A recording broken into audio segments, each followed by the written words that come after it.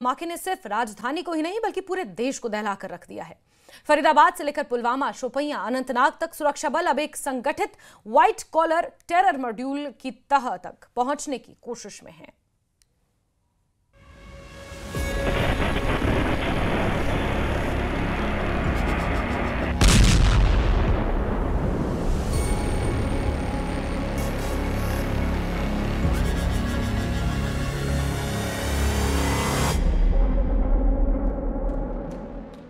10 नवंबर को दिल्ली के लाल किले के पास हुए आतंकवादी धमाके की सारी गुत्थी अब धीरे धीरे सुलझ रही है।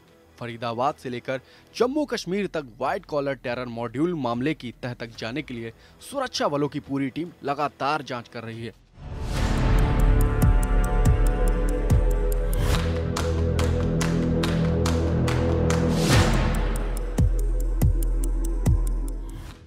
वहीं 14 नवंबर के हुए नौगाम ब्लास्ट के हादसे की जांच के लिए घटना स्थल पर सीएफएसएल की टीम पहुंची, जहां से सैंपल एकत्रित किए गए।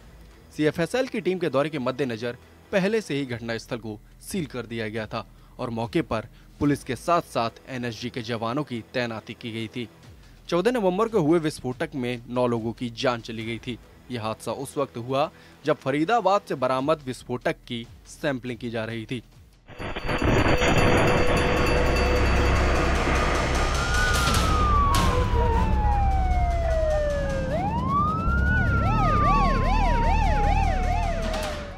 आतंकवाद के खिलाफ इस बड़ी जंग में जम्मू कश्मीर पुलिस की कार्रवाई भी लगातार जारी है। पुलिस की आतंकवाद निरोधी खुफिया इकाई की टीम ने किश्तवाड़ के कई ठिकानों पर छापे मारे। इसमें किश्तवाड़ जेल भी शामिल है। पाकिस्तानी वेश्ड आतंकी नेटवर्क को ध्वस्त करने के मकसद के तहत की गई इस कार्रवाई में कई संदिग्धों के ठिकानों पर छापे मारे गए। जांच में त्राल के डॉक्टर मुबादिल मुश्ताक को पुलिस ने हिरासत में ले लिया है। इस डॉक्टर से फरीदाबाद में मिले विस्फोटक को लेकर पूछताछ की गई है। फरीदाबाद में 360 किलो विस्फोटक बरामद हुआ था और अब इसी सिलसिले में डॉक्टर मुबादिल मुश्ताक को पूछताछ के लिए हिरासत में ले लिया गया है।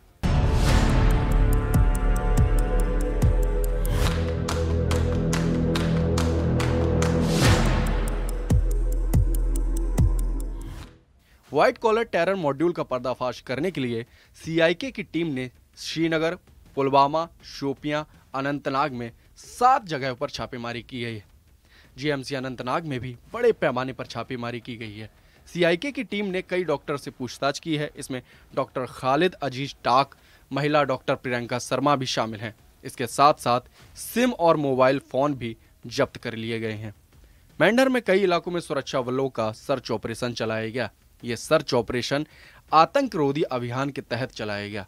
दिल्ली बम धमाके के बाद पुलवामा में सुरक्षा व्यवस्था हाई अलर्ट पर है और पुलिस व अन्य सुरक्षा एजेंसियां काफी सतर्क हो गई हैं। सुरक्षा स्थिति को ध्यान में रखते हुए ट्रेडर्स फेडरेशन पुलवामा ने सभी व्यापारियों से अपनी दुकानों और व्यावसायिक प्रतिष्ठानों में सीसीटीवी कैमरे लगाने की अपील की है। पुलवामा के व्यापारियों ने ट्रेडर्स फेडरेशन की इस पहल में पूरा सहयोग देने का वादा किया है। सिक्योरिटी की सिचुएशन है इस वक्त बहुत ही खराब हालात है, तो इससे बेहतर है कि इससे यहाँ हालात भी ठीक रहेंगे और नज़र भी रहेगी हर किसी चीज़ पे, क्योंकि फिर फोर्सेस को या हमारी जो एडमिनिस्ट्रेशन को दिक्कत नहीं आएगी। तो इसी सिलसिले में ये इकदाम उठाया गया कि हर दुकानदार, हर शॉपकीपर, जो भी मतलब मार्केट में बसते हैं, रहने वाले हैं, जो भी रेजिडेंट्स हैं, उनको सीसीटीवी कैमरा नस्ब करने पड़े। कोऑपरेशन हमारा हमेशा एडमिनिस्ट्रेशन के साथ, पुलिस के साथ रही है और इसी सिलसिले में हमने ऐलान भी किया था कि हर कोई सीसीटीवी कैमरा नस्ब करे 2 दिन के अंदर अंदर। तो मुझे लगता है कल और आज हमने देखा कि 50-60% शॉपकीपर्स ने नस्ब किए हैं।